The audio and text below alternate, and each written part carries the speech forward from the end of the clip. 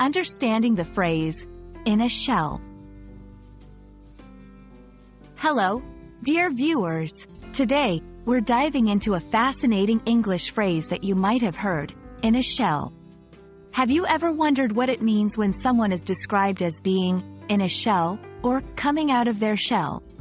In this video, we're going to explore this phrase thoroughly, providing you with the context and understanding you need to use it confidently in your own conversations. So, let's crack the shell open together.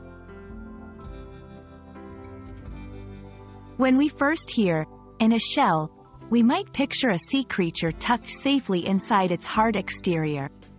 That's the literal meaning, to be physically inside a shell. But in English, we often use phrases figuratively to express something beyond the literal sense.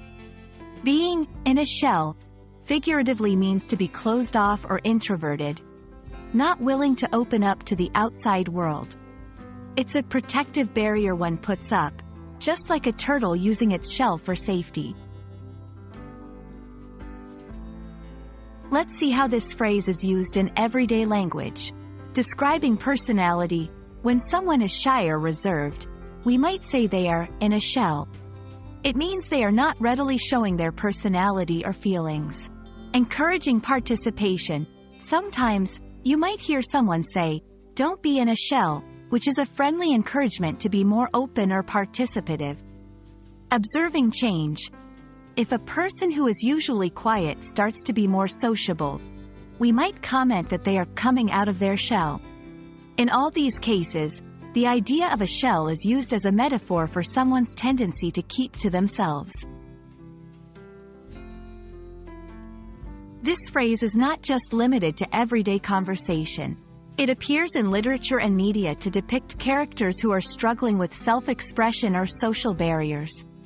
By understanding this phrase, you gain insight into character development and themes in storytelling, as well as real-life social dynamics. For those who feel they are in a shell, here are some tips to help break free.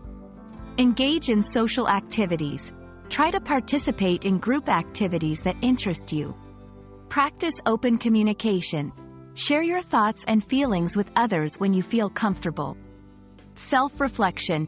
Understand what makes you retreat into your shell and work on those areas at your own pace. These steps are helpful for personal growth and for understanding how this metaphor applies to real life. I hope this video has helped to clear up what it means to be in a shell, and how you can use this knowledge to enhance your understanding of English as a language and as a window into human behavior. Remember, language learning is not just about words. It's about the ideas and cultures they represent. Until our next video, keep learning and stay curious. And maybe, step out of your shell a little. Goodbye, and take care.